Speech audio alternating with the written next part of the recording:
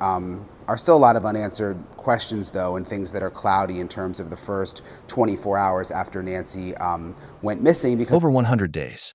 That's how long Nancy Guthrie has been missing from her home in Tucson, Arizona. Over 100 days of silence. Over 100 days of unanswered questions. Over 100 days of a family desperately searching for answers that seem to slip further away with each passing moment. This is a case that should have been solved by now. A case with physical evidence, with surveillance technology, with federal resources standing ready. Yet here we are, over 3 months later, and an 84-year-old woman has vanished as if she never existed. But Nancy Guthrie did exist. She does exist, and someone out there knows exactly what happened to her. What makes this case so deeply troubling isn't just the disappearance itself. It's the confusion that followed. It's the conflicting statements from law enforcement. It's the questions about whether crucial time was lost in those critical first hours. And it's the haunting possibility that jurisdictional politics may have taken priority over finding a missing elderly woman. Before we go any further, if you're invested in seeing justice for Nancy Guthrie, if you want to stay updated on this case as it develops, do me a favor and hit that subscribe button right now. This is True Crime Desk, and we don't just report on these cases, we follow them until there's resolution. Your support helps us continue this coverage. But I have to tell you again, I really think his costume was designed to frighten. It was overkill, in my opinion. That whole getup. There's just too many aspects of this this investigation that seem like they don't belong here, or they're here for some reason that I can't make sense of. Now, let's dive into everything we know about what happened to Nancy Guthrie. February 6th. That's when Nancy Guthrie disappeared. Not walked away. Not wandered off. Disappeared. And the evidence at the scene told a story that was impossible to misinterpret. Or at least, it should have been impossible to misinterpret. Nancy's front doors were found popped open. Not unlocked. Not left ajar. Popped open. Forced. There was blood on the front doorstep. A blood trail that investigators would later determine ended right where a vehicle would pull up. And perhaps most chilling of all, the Ring camera that should have captured everything had been yanked off the wall. Think about what that means for a moment. Someone didn't just walk up to Nancy's door and ring the bell. They didn't knock politely and wait for her to answer. They forced their way in with enough violence to leave blood at the scene. And they had the presence of mind, the deliberation, to remove the one piece of technology that could have identified them. This was not random. This was not impulsive. This was planned. Nancy's daughter, Savannah Guthrie, has been the public voice for her mother since day one. And from the very beginning, Savannah made one thing crystal clear. Her mother did not walk away. Could not have walked away. In an interview that aired nationally, Savannah described her mother's physical condition in the days and weeks before her disappearance. Nancy was in tremendous pain. Her back was, in Savannah's words, very bad. On a good day, Nancy could walk down to the mailbox to get the mail. But most days, she couldn't even manage that. This is critical to understanding why what happened next is so baffling. An 84-year-old woman with severe mobility issues doesn't just get up and leave her home. She doesn't wander off into the Arizona desert. And yet, according to multiple sources close to this investigation, that's exactly the theory that law enforcement initially pursued. Her back was very bad. You know, she was trying to, on a good day, she could walk down to the mailbox and get the mail, but most days not. So there was no wander off. And the doors were propped open. Yeah. And there was blood on the front doorstep. And the Ring camera had been yanked off. Yeah. And so we were saying, this is... Yeah. Do something. This is not Yeah. okay. Yeah. This isn't... Something is very wrong. Sergeant Aaron Cross with the Pima County Sheriff's Office serves as the union president and has been one of the few official voices willing to speak about this case.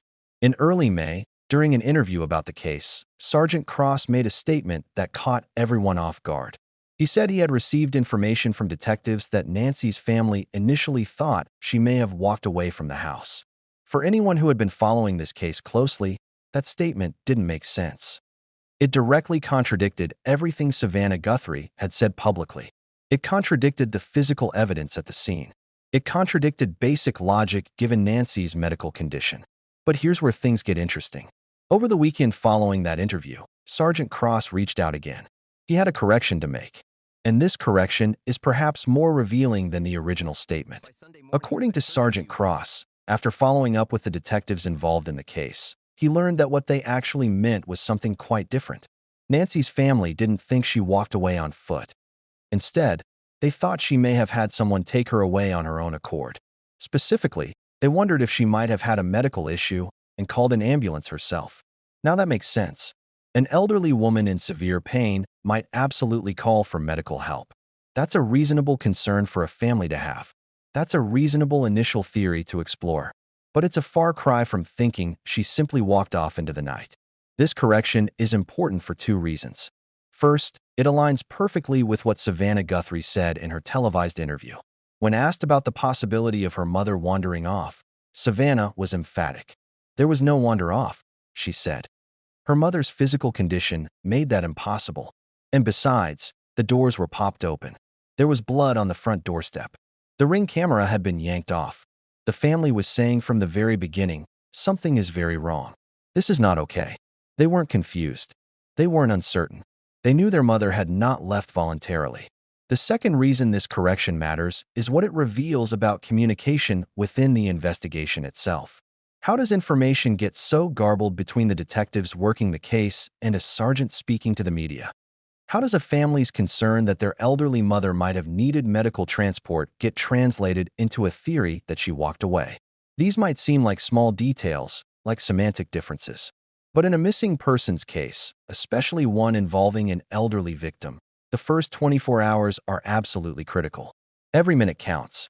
Every decision about where to allocate resources, what areas to search, what leads to prioritize, all of it can make the difference between finding someone alive and never finding them at all. And here's what makes this even more troubling. According to a source very close to this investigation, a source whose identity has been protected but whose information has proven reliable, the detectives on this case were in fact operating under the walkaway theory initially. Not the medical transport theory, the walkaway theory. And according to that same source, that theory slowed things down. Resources that could have been dedicated to investigating an abduction were instead focused on searching for a woman who might have wandered off. Time was lost. Precious, irreplaceable time in those critical first hours after Nancy vanished. Now, to be clear, Sergeant Cross has attempted to clarify this confusion. He stated that the family's actual concern was about medical transport, not a voluntary departure on foot. But the fact remains that somewhere in the chain of communication, the message got distorted. And if the message got distorted in communications with the media, what does that say about internal communications within the investigation? Let's talk about what investigators actually found at Nancy's home, because the physical evidence tells a story that should have eliminated the walkaway theory immediately. The blood trail is perhaps the most significant piece of evidence. Blood doesn't lie. Blood tells you that violence occurred. And the location where that blood trail ended tells you even more. It ended right where a vehicle would pull up to the house. That's not the pattern you see in a medical emergency. That's not what happens when someone calls an ambulance for back pain. That's the pattern you see in an abduction. Someone was moved from inside that house to a vehicle outside. And that movement involved enough force, enough trauma, to leave a trail of blood. Then there's the Ring camera. These devices have become ubiquitous in American homes over the past decade.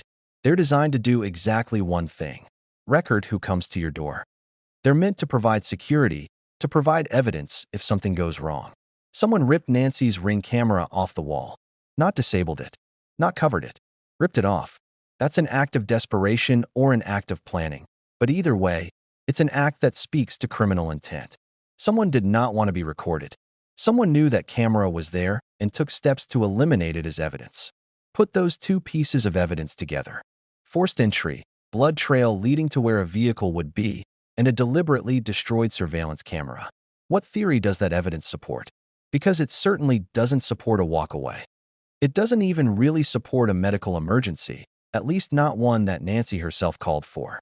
The evidence at the scene screams abduction, violent abduction, planned abduction, and yet, for reasons that remain unclear, the initial investigation apparently proceeded as if Nancy might have simply left on her own. There's another element to this case that makes it exponentially more complicated. Geography. Nancy's home in Tucson, Arizona, sits approximately 45 minutes from the Mexican border. That proximity opens up possibilities that are both investigative and jurisdictional nightmares. The main border crossing in that area is Nogales. It's a heavily fortified checkpoint, the kind of place where you see significant infrastructure, security personnel, and surveillance systems. Investigative journalist Brian Entin actually traveled to Nogales early in this investigation to understand exactly how easy or difficult it would be to cross into Mexico. What he found is deeply concerning. When you're traveling from the United States into Mexico, security is minimal. You can drive right through. You can even walk across. There's a security door you pass through if you're on foot, but nobody stops you. Nobody asks you questions. Nobody checks your identification. You just walk right in. The contrast when returning to the United States couldn't be more stark. Coming back into the U.S. involves the kind of security you'd expect at an airport. Passport checks, questions about where you've been and what you're bringing back.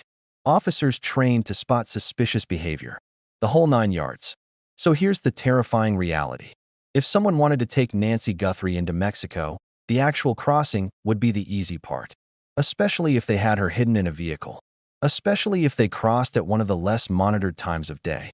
You could drive right across, and unless someone already knew to be looking for that specific vehicle, it would just be one of thousands of cars making that crossing every single day.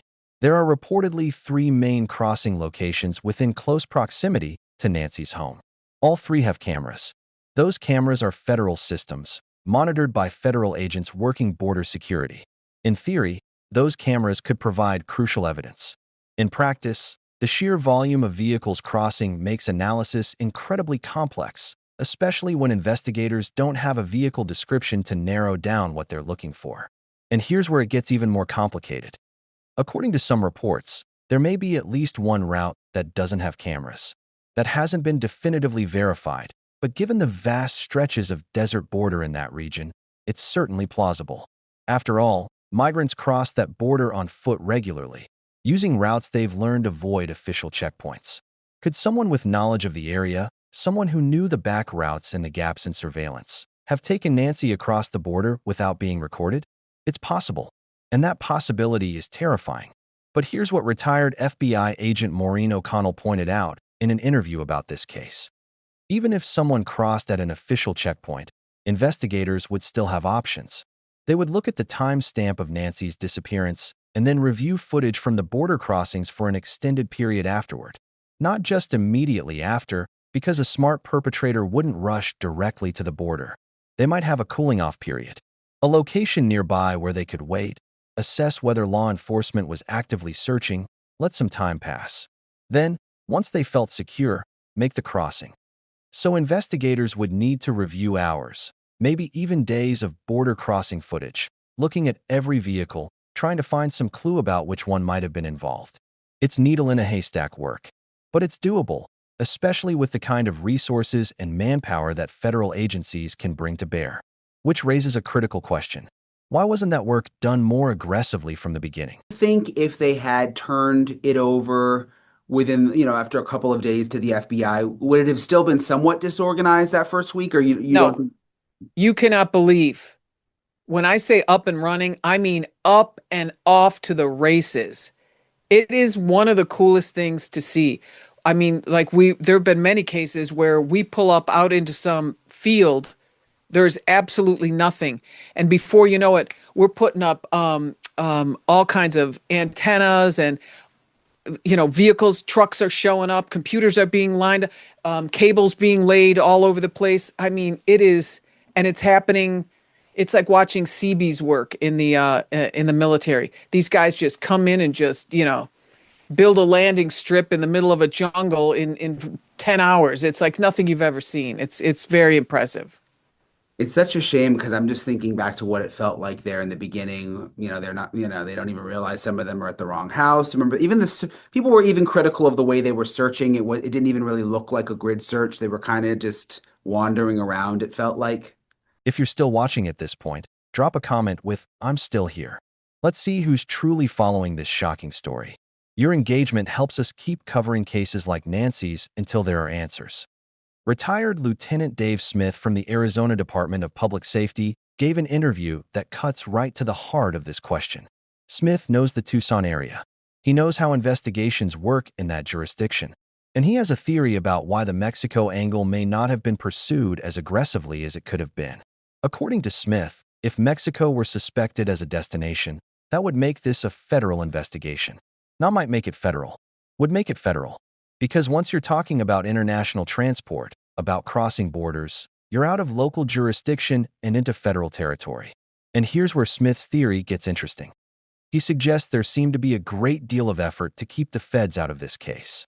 The best way to do that, he notes, would be to deny any possibility of interstate or international transport. If you maintain that this is a local matter, that the victim is somewhere in Pima County, then Pima County Sheriff's Office retains primary jurisdiction. Now, that's Smith's theory. It's important to note that's his interpretation based on his experience and knowledge of the area. But it's worth considering what that theory would mean if it were accurate. Why would a local sheriff's office want to keep federal agents out of an investigation? There could be legitimate reasons. Pride in the department's capabilities. A belief that local investigators know the area and the people better than outsiders would. A desire to maintain control over the narrative and the investigation. But there could also be less legitimate reasons. Political considerations. Concern about how it would look if the county sheriff had to call in federal help. Worries about what federal investigators might uncover, not just about the crime, but about how the local department has handled things. Whatever the motivation, the reality is this. The FBI was ready to help. In fact, according to Kash Patel, they had hundreds of agents ready to go. Hundreds. That's not a token offer of assistance. That's an army of trained federal investigators with resources that far exceed what any county sheriff's office could muster.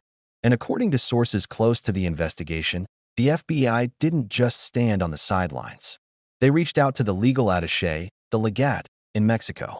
They made queries about the border cameras. They were actively trying to pursue the Mexico angle because they understood that it was a very real possibility that needed to be investigated thoroughly. But there's a difference between assisting an investigation and leading it.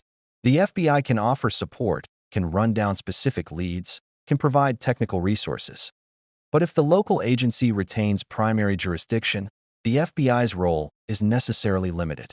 They can't just swoop in and take over unless certain conditions are met. Sergeant Aaron Cross, the same union president who had to correct his earlier statement about the family's beliefs, has now gone on record with something even more significant.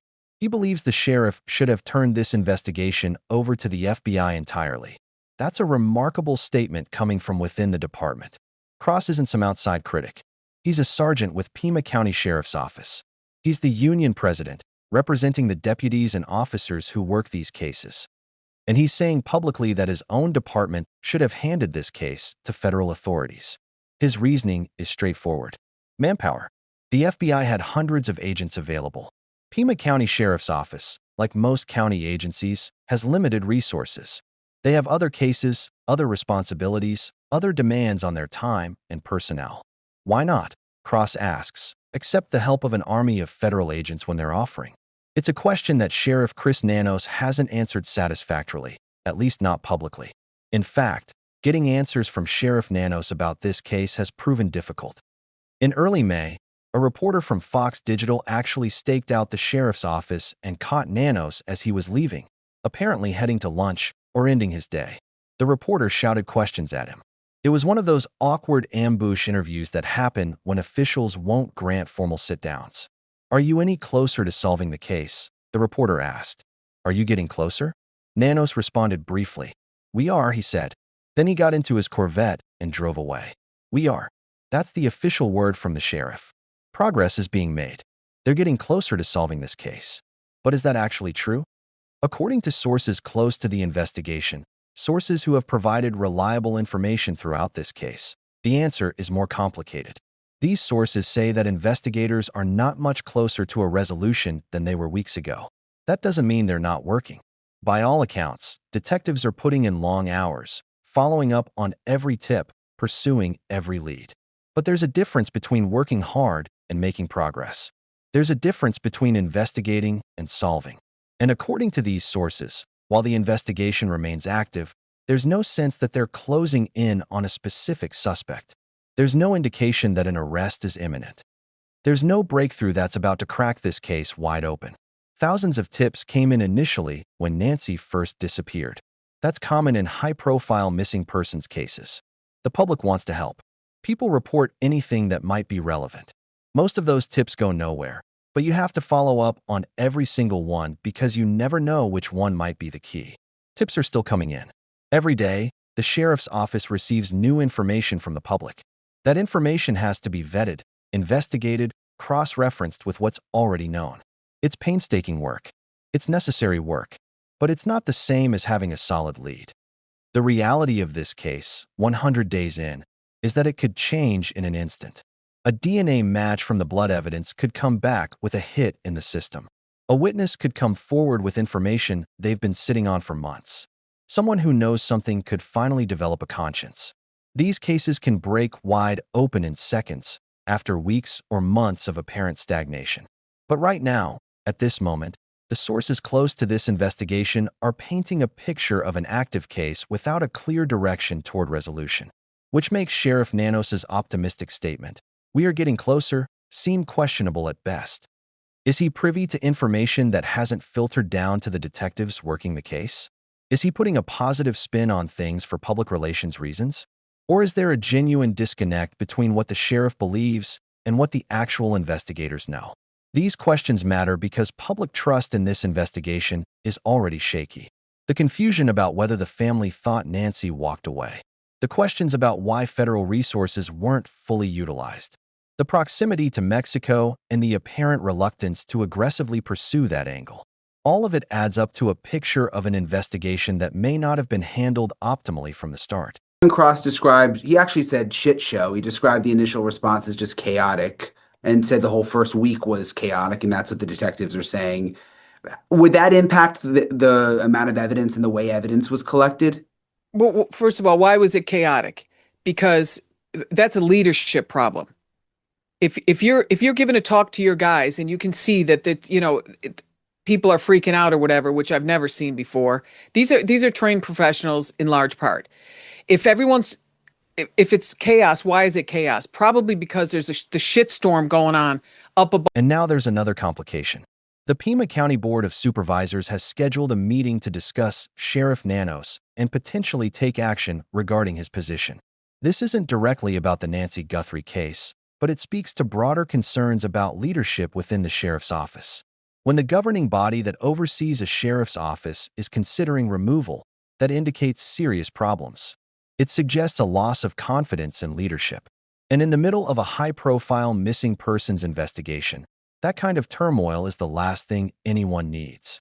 Let's talk about the suspect, or at least what little we know.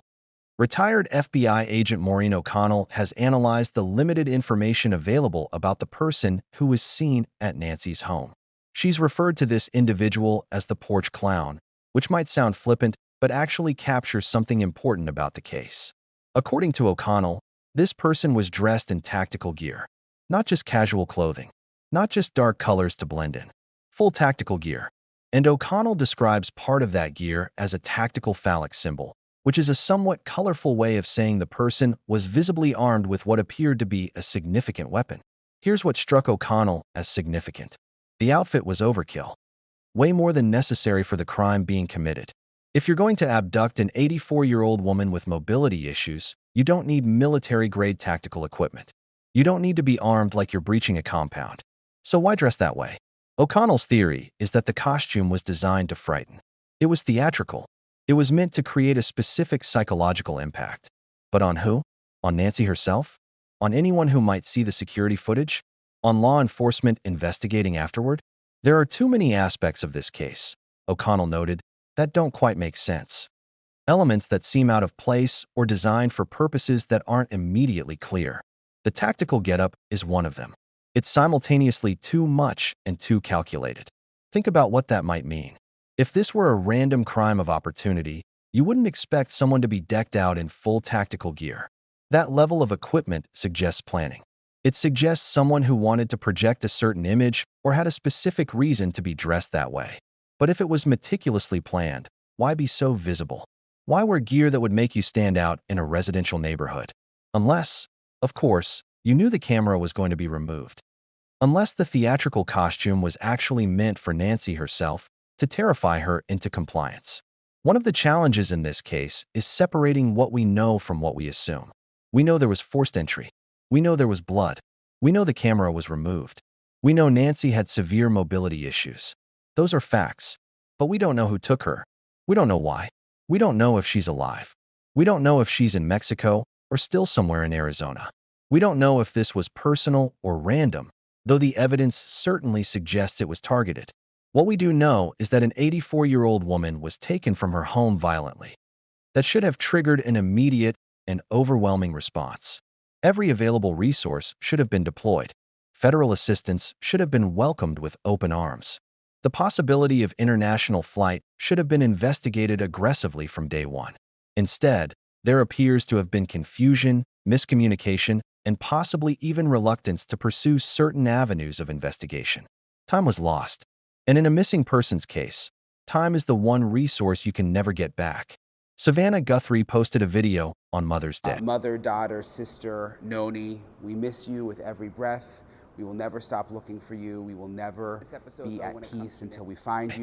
100 days after her mother disappeared. The post included photos and videos of Nancy, glimpses of a life that's been put on hold, a family that's been shattered. The message was heartbreaking in its simplicity. Mother, daughter, sister, Nan, we miss you with every breath. We will never stop looking for you. We will never be at peace until we find you. We need help. Someone knows something that can make the difference. That last part is almost certainly true. Someone does know something. Whether it's the person who took Nancy, or someone who saw something suspicious that day, or someone who's heard something in the weeks since. Someone, somewhere, has information that could break this case open. The message included a phone number for the FBI tip line and reminded people that they can remain anonymous. There's a reward available for information leading to Nancy's whereabouts. These are the standard elements of a missing persons appeal, but they're also a family's desperate hope that someone out there will finally come forward. 100 days is a long time to live with uncertainty. 100 days of not knowing if your mother is alive or dead. 100 days of wondering if she's suffering somewhere, calling out for help that isn't coming. 100 days of questions without answers. For Nancy's family, every one of those days has been an eternity. And as more time passes, the statistical likelihood of a positive outcome decreases. Everyone involved in these cases knows that. The family knows it. Law enforcement knows it. The public knows it. But statistics aren't destiny. Cases have been solved after much longer periods. People have been found alive after being missing for years. It's not common, but it happens. And as long as there's no definitive evidence that Nancy is deceased, there's reason to hold on to hope. The question is whether that hope is being served by the investigation as it's currently being conducted. Are all possible leads being pursued? Is the Mexico angle being investigated with the urgency it deserves? Are federal resources being utilized to their full potential? Or are jurisdictional politics and departmental pride getting in the way of finding an elderly woman who was violently taken from her home? These are the questions that demand answers. Not just for Nancy's family, though they certainly deserve those answers, but for every family of every missing person. Because how this case is handled sets a precedent. It sends a message about what happens when someone disappears, about how seriously those disappearances are taken, about whether politics and ego take precedence over human life. 100 days ago, Nancy Guthrie was in her home in Tucson. She was an 84-year-old woman dealing with back pain, a grandmother and mother loved by her family, a person with a full life, and people who cared about her. Someone forced their way into her home, shed her blood, destroyed her security camera, and took her away. Everything that's happened since that moment, every decision made by law enforcement, every resource deployed or not deployed, every theory pursued or dismissed, it all matters. Because somewhere, Nancy Guthrie's fate hangs in the balance. And 100 days later, we're no closer to knowing what that fate is. This is part 1 of our coverage of the Nancy Guthrie case. We'll be back with part 2, diving deeper into the evidence, the investigation, and the search for answers. If this case matters to you, if you believe Nancy deserves justice, then subscribe to True Crime Desk right now. Hit that like button, turn on notifications, and make sure you don't miss the next part of this story. We're committed to following this case until there's resolution, and your support makes that possible. For True Crime Desk, we'll see you